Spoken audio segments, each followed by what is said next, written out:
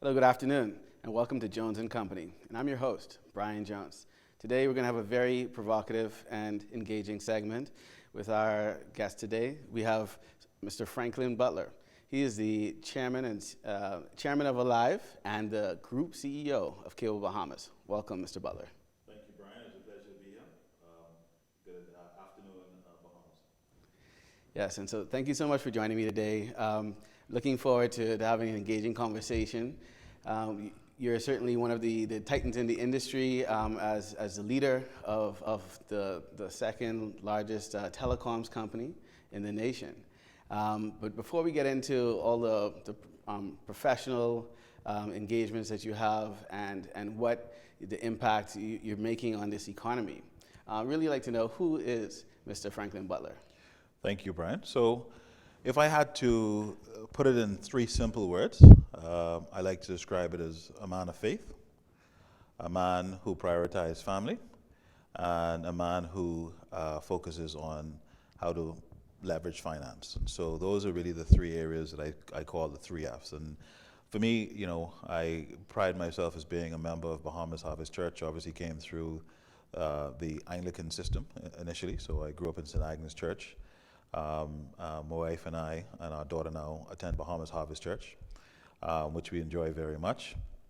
And faith is just an important part of kind of who I am, and I really use as much as my faith grounding as one of the things that really keeps me grounded as I try to pursue my business endeavors, as I try to conduct myself as a young Bahamian in our economy.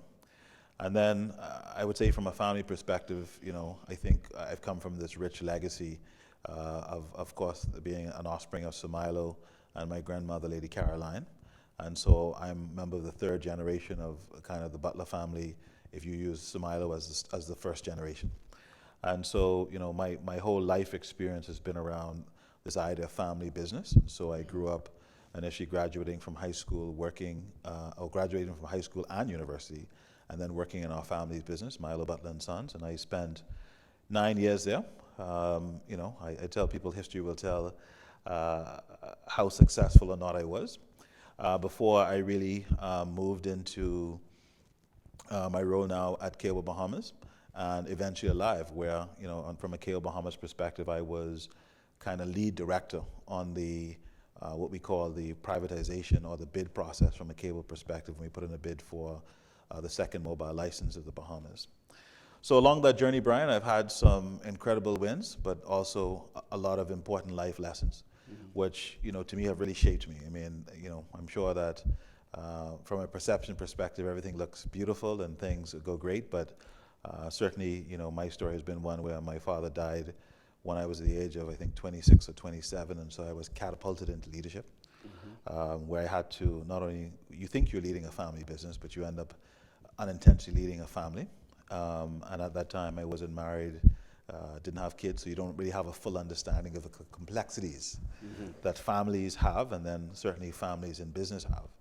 But I will tell anybody that my experience and exposure coming through that environment at Milo Butler and working in my family's organization has certainly been, in my opinion, one of the strongest foundations that set me for the course of the next phase of my life, which was tied to this idea of finance and some of the roles that I sit on boards now, and obviously as president and CEO of Cable Bahamas Group and the chairman of Alive, as well as some other boards that I sit on.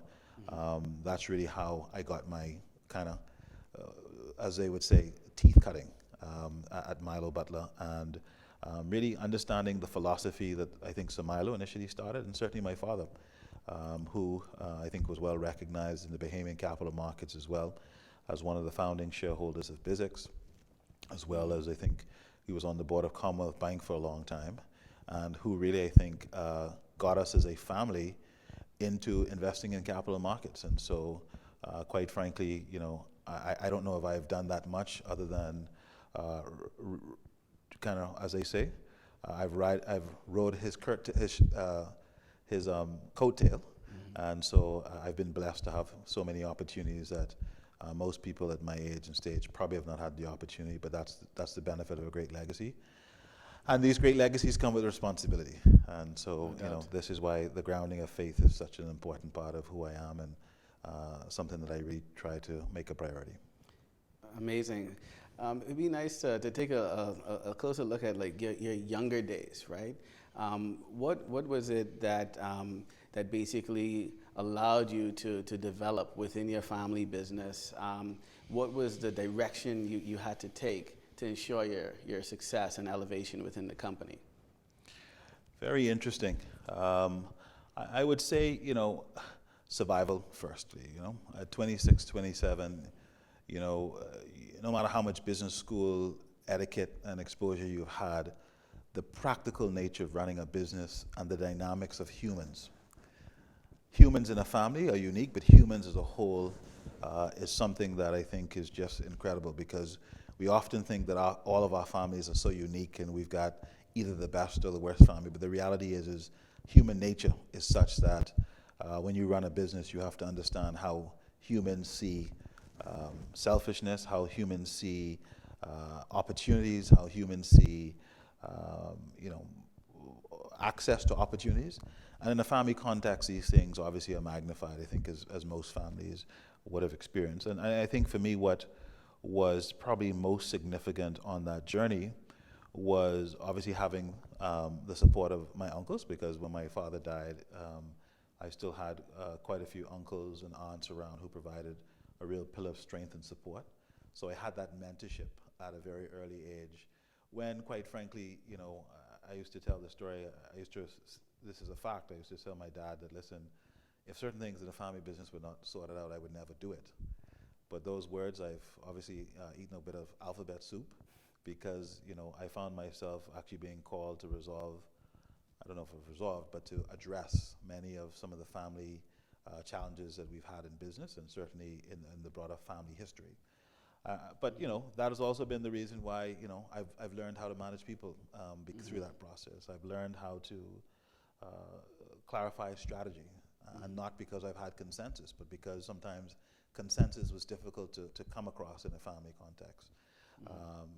I think even from a faith perspective, learning the power of forgiveness is also something that I think I've had to learn, because you can't hold on to things and really make progress. And so I think those are things that allow me to be a better person today when I do what I do, in a more professional sense, that is being in the capital markets, being the CEO of a public company like Cable Bahamas, and so many other board opportunities that I have. Amazing. And so in terms of your educational path to your professional positions and all of the positions that you've held in society as well, what did you take a strategic approach in your educational plans? So funny enough, let me say, I think my first bit of educational path outside of high school was, for some reason, I thought I wanted to be an engineer. So most people don't know this. I actually worked at Cable Bahamas as a summer student for a year. And I spent quite a bit of time at Cable Bahamas. And I think that's when I learned that engineering probably is not what I wanted to do. Now, by that time, I kind of figured out that's not what I wanted to do. And accounting and finance was really something that I really kind of put myself behind. And that was really because my dad always used to say to me, Frank, it ain't about, I don't have a difficulty finding the money. I got to find the people. And so for him, it was really important to really focus on how do you develop people, because he figured that we could write the strategies and how, really at this stage of the game, it was really about how you develop human capital, which is really, if you think about Samilo and what he stood for, his focus was on developing and empowering people.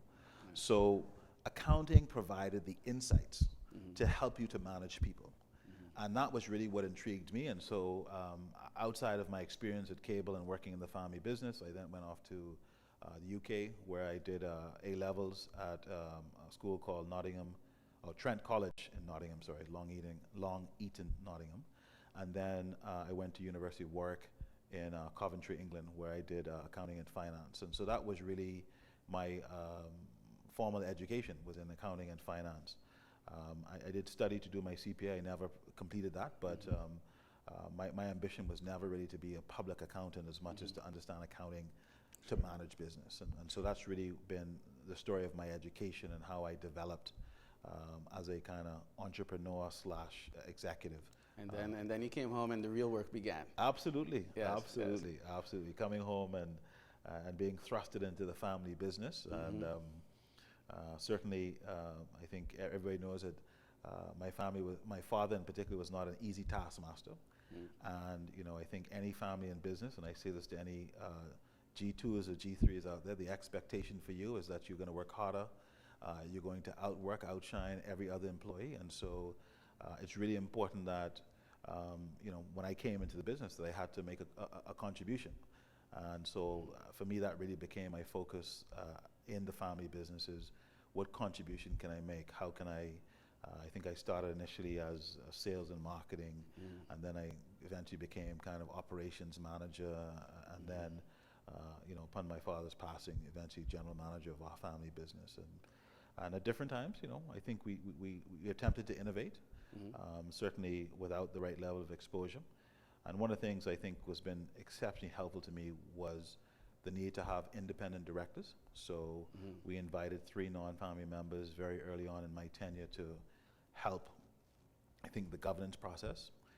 I'm not sure what the jury would say in my family around how well those independents served, but for me, certainly they provided a broader perspective and really helped to coach and mentor me from a very personal perspective. And so I want to publicly recognize those directors, and I think they know who they are, for the work that they did in really assisting me to navigate issues which were deeply emotional at times, and to help you to separate the emotions from the actual issues which you contend with. And so, I think, it's very well recognized that in any family business context that you need to have independent advisors or facilitators. Yes. And so those independent directors really acted as a facilitator of me separating my emotions from some of the more technical issues that we were experiencing in the business. And so I'm very grateful for that experience. Oh, it's an interesting story, and certainly it brings a diversity of views around the table as well, right? Absolutely, and this is why I talk so much about this idea of humanness, right? It's so easy to become emotionally invested to history and to legacy. But the reality is until somebody gives you a piece of information or causes you to do the analysis that gives you the feeling of discomfort, that says, hey, this is uncomfortable because this is a value, this is a belief that I really hold on to, but the numbers don't prove the case, or the business rationale is not there. It feels very threatening, it feels very uncomfortable. And in the family context where we have these strong legacies that we've come from, that was probably the biggest tension that I even struggled with at times. You become so committed to this is the way daddy did it, or this is what his expectation is. Right. And the reality is times have changed, and you want to take those principles, but not necessarily continue with those same philosophies. You want to apply that philosophy in today's time. And so that's really been the challenge. And I tell people my greatest goal was to, how do I live the legacy of Samailo in the 21st century? So, he was one who would go into hospital and give tuppence and pence to those who were sick. For me, it's about how do I educate, how do I lead, how do I encourage others to see the best in themselves? And so that informs my leadership philosophy around how I try to manage as a CEO.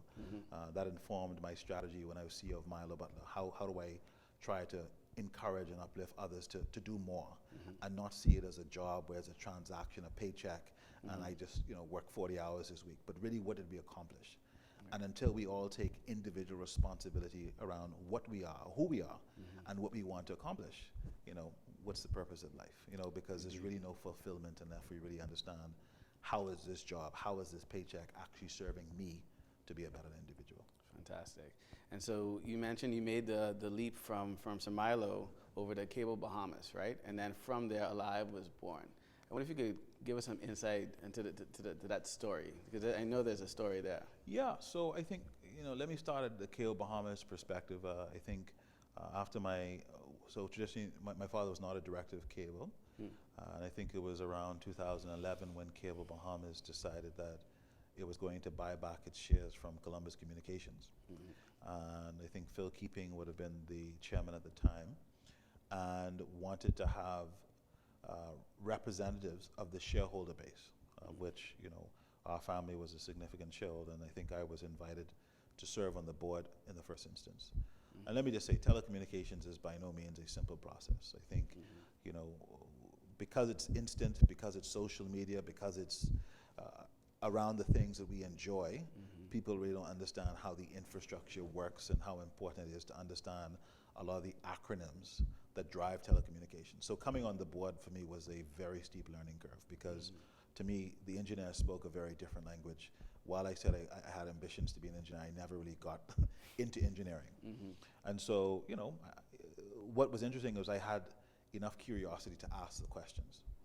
And one of the things that I found in asking questions was people like, listen, this guy has a real interest. I had to understand what the strategy was. And so I went from being a board member until I think in 2015, Phil Keeping passed away suddenly, and Cable was doing a succession planning exercise, and I was asked to be the deputy chairman. At that time, we were really in the midst of bidding for the second mobile license, right around 2015.